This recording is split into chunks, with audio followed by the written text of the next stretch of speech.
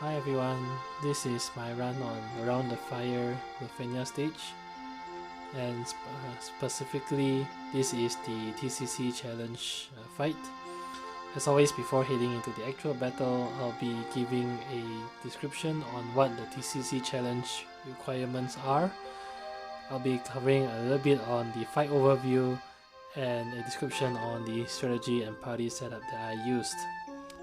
I will also be including a timestamp in the video description, so you can use that to skip ahead to specific sections that you are interested in.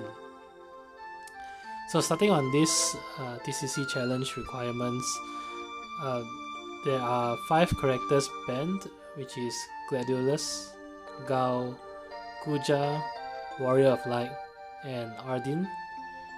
You can equip burst weapons, but you cannot enter the burst mode at all. And in terms of friend unit, you can use any friend unit and summon unit for your party. Okay, so coming to the overview of the fight, there are 3 key things that you need to prepare yourself for in the TCC challenge. So first of all would be the orb attack. And the orb will appear on each of the Optimus bosses when their HP first drops to 79%, 49%, and 39%. The key difference in this orb attack versus previous Lufenia stages is that the orb starts at a very low count of only 8. And as you can see here, there is no way to cancel the orb, and there is no way to increase the counter on the orb. So this means that eventually the orb will actually trigger, and you do need to have a way to tank or mitigate the orb attack. Now the orb attack is called Destructive Laser Plus.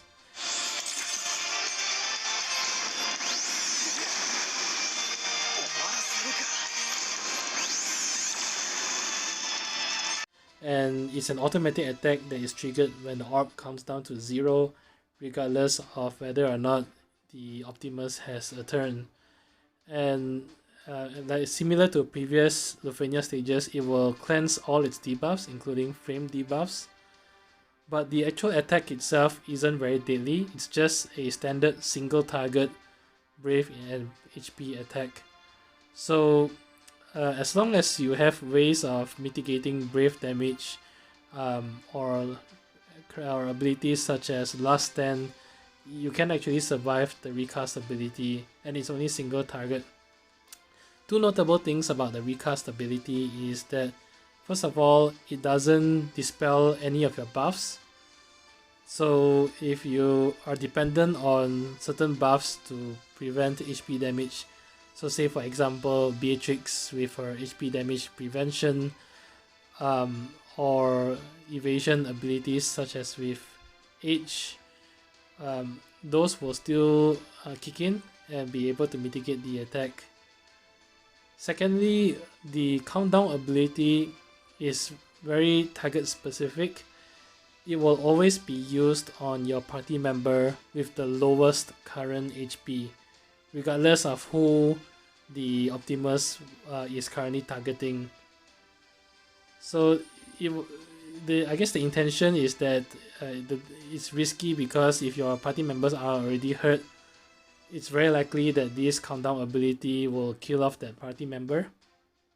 But on the flip side, this can also be somewhat abused because if you can somehow manipulate your party members' HP so that it's always a specific character that's the lowest HP, and that character has ways to mitigate the countdown damage, then you can actually get around the orb trigger attack. The second thing that you need to take note of is the Destructive Laser Recast ability.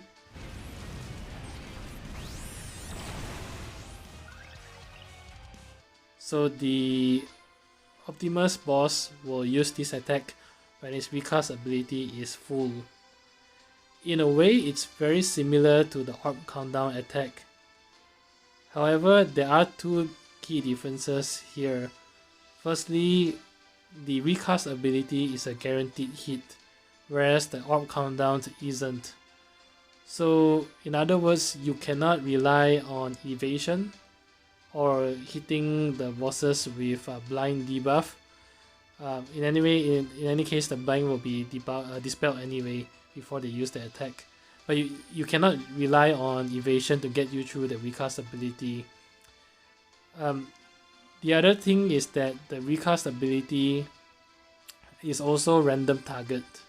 So it doesn't specifically target the lowest HP party member, and it has it's random in which party member it actually targets.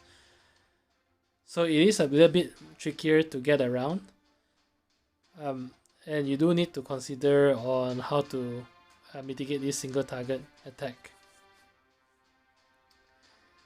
The third mechanic that you really need to think about and prepare for would be the conversion ability, which changes the stance that the Optimus is in, and you can tell which stance they are in by the light that they have in the middle. So they start off at the blue stance, blue light, and they will remain in blue light from 70% to 100% HP. From 40% to 69%, they will change to the green light, and when any Optimus drops below 40%, then they will both change to red light mode. And the light changes depends on when one of the Optimus drops below the HP threshold. Both will trigger the stance change. And the key difference between blue, green, and red light is as it changes light, the attacks that it has becomes more deadlier. So at the blue light, all of its attacks are brave attacks, except when of course it has significant brave, in which case then you will just use a standard HP attack. When it changes to green light, its all attack can be the full Gatling attack, which is a party-wide AoE, brave, and HP attack. And when it changes to red light below 40% health, it has access to its deadliest group party attack, which is full salvo, which is a multi-hit group brave and HP attack. Not only that, when they are in the red light mode, every time after they attack, they will battery themselves for significant brave, usually around 40,000 or so brave, which not only makes it more difficult to break them, but in circumstances where you get broken by them and they get an immediate turn after, usually it will mean that someone is going to die just because of the brave that they are battering themselves with after their turn. So coming to the strategy and party setup that I used, thinking about the three mechanics that you really have to prepare for, again, which is number one, the orb trigger attack that the bosses have. Secondly, the recast ability that the bosses have. And thirdly, the conversion, which changes their light from blue to green to red, and the type of attacks that they will use. Thinking about this, the second and third mechanic, which is the recast ability and the bosses changing stances, can be fully negated if you adopt the strategy of delay or turn deletion. Because obviously if they don't get turns, they won't be able to use their recast ability, and likewise if they don't get turns, they will not be able to regen brave in their red mode, and they cannot use any of their deadly party-wide attacks. So because of that, I decided to use Amidatelion in my main party, and I also use Amidatelion as a friend support unit. So this already negates 2 out of the 3 mechanics. However, having Amidatelion still does not get you around the orb attack, because the orb attack will trigger when it reaches a count of 0, regardless of whether or not the boss has a turn. But thinking about it, because the orb triggers will always target the party member with the lowest HP, and specifically the orb trigger attack is not a guaranteed hit. That's where my second party member of Edward comes in. So Edward, when you use his hide ability, will grant himself 100% evasion, and it's very easy to then time his hide stance and ability use, and you just need to use it whenever the boss orb count reaches to almost 0. Notably also, Edward helps a lot in the strategy of preventing the bosses from getting a turn, because Edward also has access to sleep debuff through his Lullaby LD skill. So even in circumstances where, for example, Amidatelion turn deletion is used up, or you are not able to delete the turns in time, you can hit the boss with sleep to skip their next turn, and therefore skipping them regening their brave or charging their recast bar.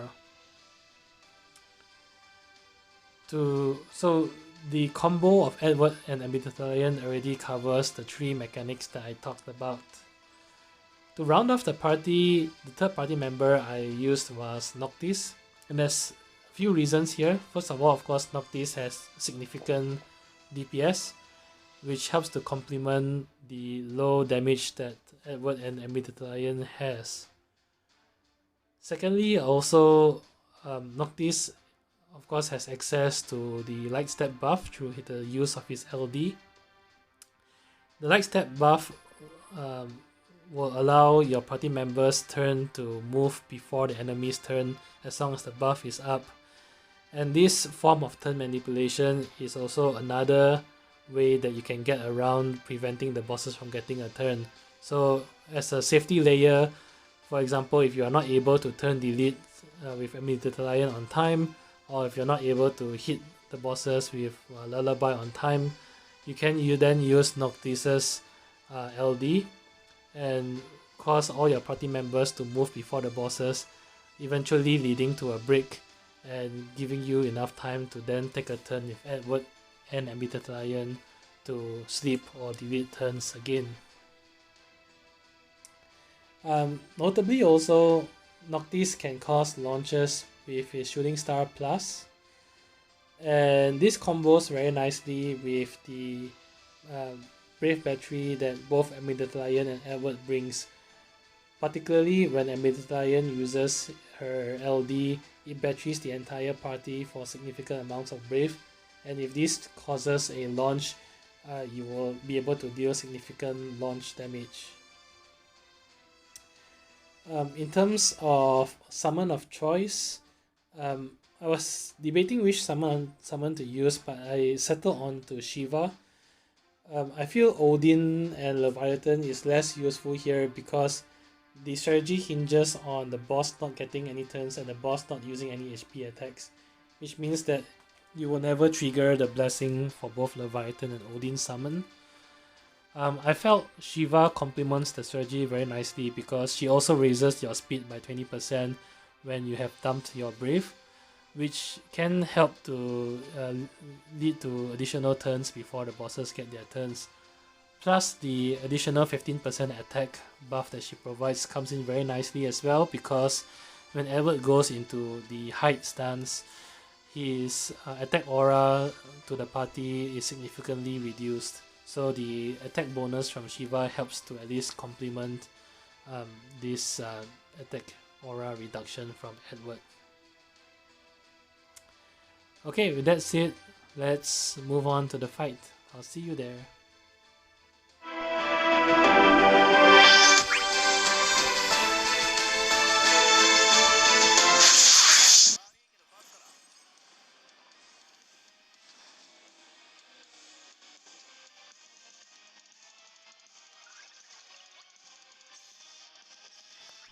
Okay, so starting off, I immediately use Noctis's LD so that he goes straight into 5 stacks of his Armiger buff.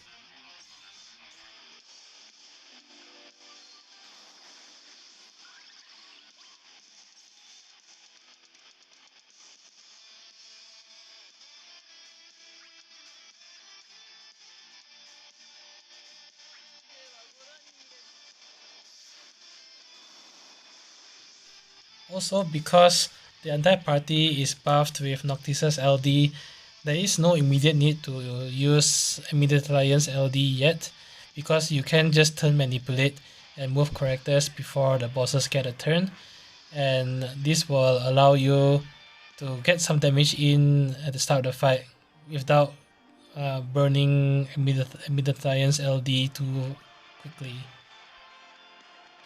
The crux of the strategy really is to space out Amidatellion's turn deletion, Edward's Lullaby Sleep, and Noctis's Light Step LD use, so that you always have at least one of the three mechanics to bypass the boss getting turns.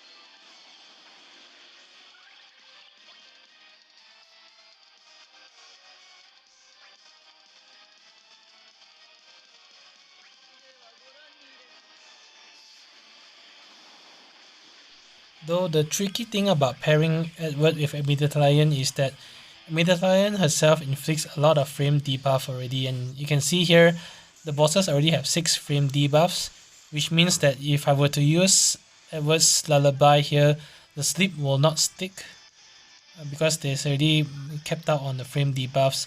So the best time to use Edward's Sleep is after the boss's orb ability has counted down to 0, because when the boss uses the orb countdown attack, it will cleanse itself of all debuffs, and that gives you a window of time immediately after to hit them with Edward's Lullaby, and you can then save Amidatellion's turn deletion for after Lullaby has ended.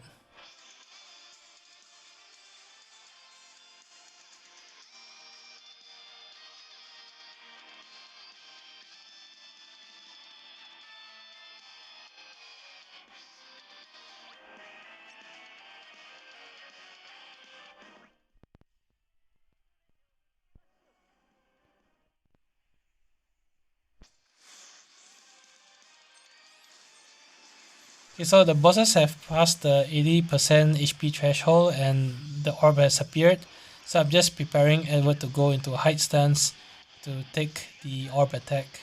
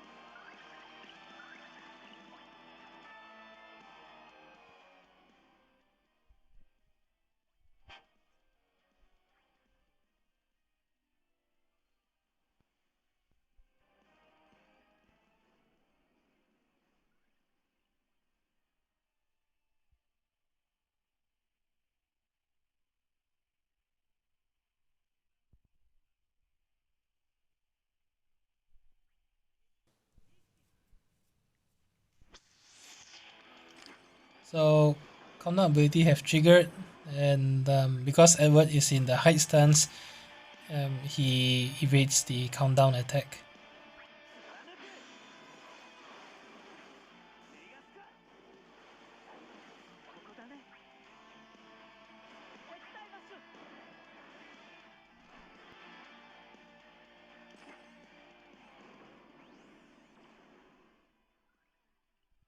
So because the bosses have cleansed themselves of debuffs, it's a good time to use Lullaby. I did make a small mistake here in that if you look at the turn count, Edward actually has a turn right before the bosses, and that would have been the best time to use Lullaby. Because if you use it too early and you hit the boss with your other party members, it will take down the Lullaby debuff.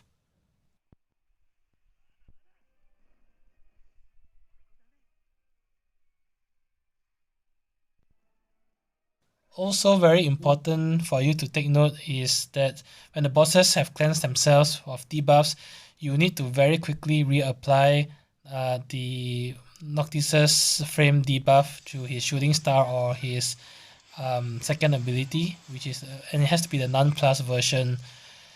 If you wait too long to reapply Noctis's warp debuff, the risk you have is that Amidatelion will reapply all her frame debuffs and there will be no more room for Noctis to apply his debuff. To be a bit more efficient on this, it's also ideal to make sure his shooting star is the non-plus version right before the bosses use their countdown ability.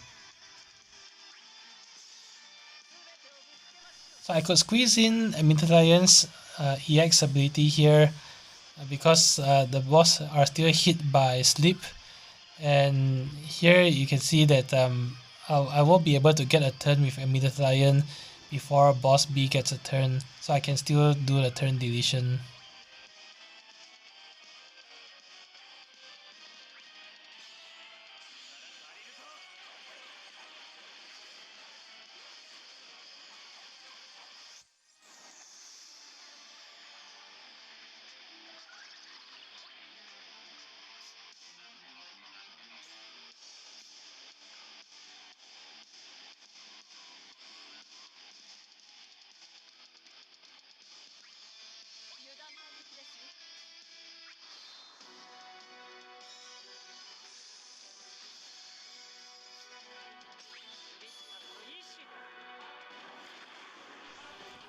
Because I'm very close to the 50% mark, I decided to summon and bring in the friend Amidatelion here. You can wait a little bit more, maybe around the 40% mark to do this, because I still have a few more ways to delay turns, particularly with Edward's Lullaby or Amidatelyon's remaining LD users, but I just decided to use it a bit earlier. My preference is to always swap out Amidatelion for the support Amidatelion, because having two Amidatelion in the field is not very efficient because the LD users are a full party battery, and you don't need to use it back to back on two Amidatelyons at once.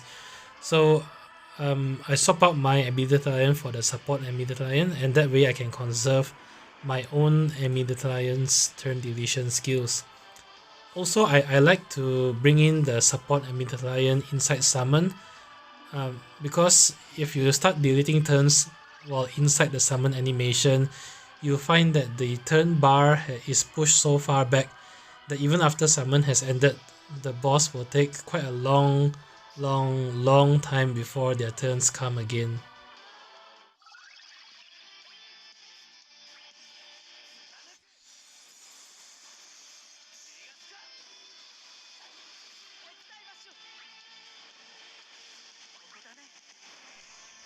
Now during this period of time when the boss's turns are pushed very far back and you have the support Amidatelion out, it's very important to try to capitalize on Noctis's shooting star plus causing the chase mechanic, and hopefully you want to cause a launch using the support Amidatelyon's LD skill, because that provides a large amount of party battery, which equates to a large amount of chase damage.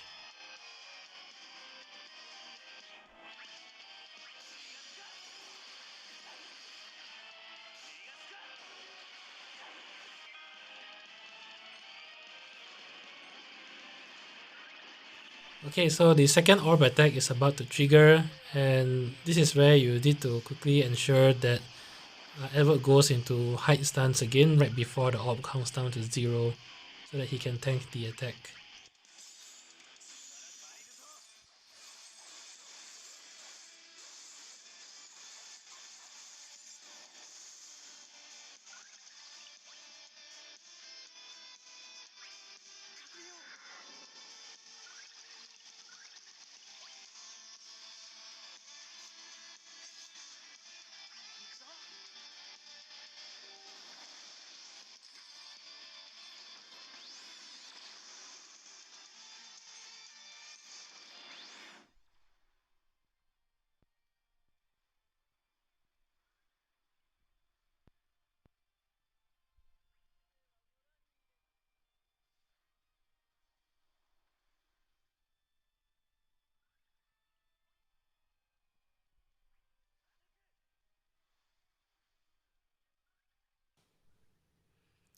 Okay, so the third orb is up, and same thing, because the boss's turns are so far away, it's very easy to just look at the turn bar and try to calculate roughly where the orb will take down to 0, because each time one party member takes a turn, the orb takes down by 1. So you just have to try to estimate when the orb will take down to 0 and ensure Edward is in hide stance when that happens, which is very, very easy to do.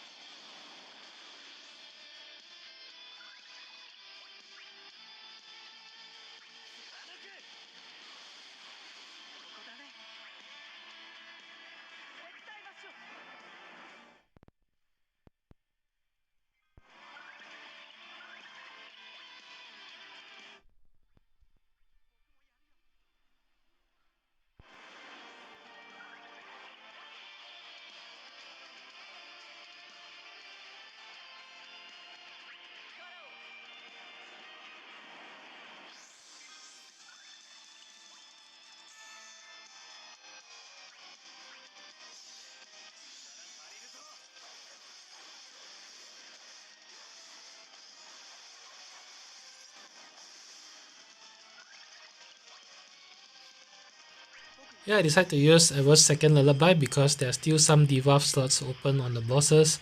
I wanted to do that before Amidatelion fills up the debuff slots completely.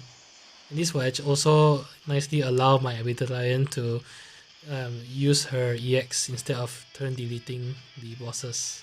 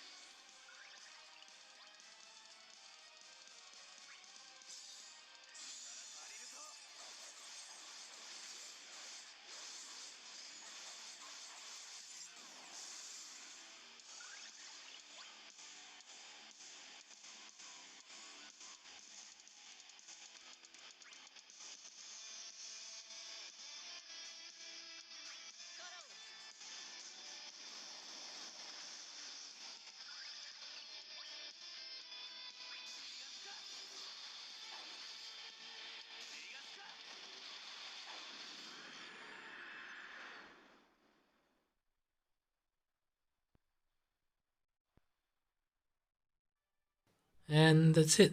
As always, if you enjoyed the video, do leave a like, comment or subscribe. It really helps a lot. Till then, I'll see you in the next Lufenia fight. Bye bye.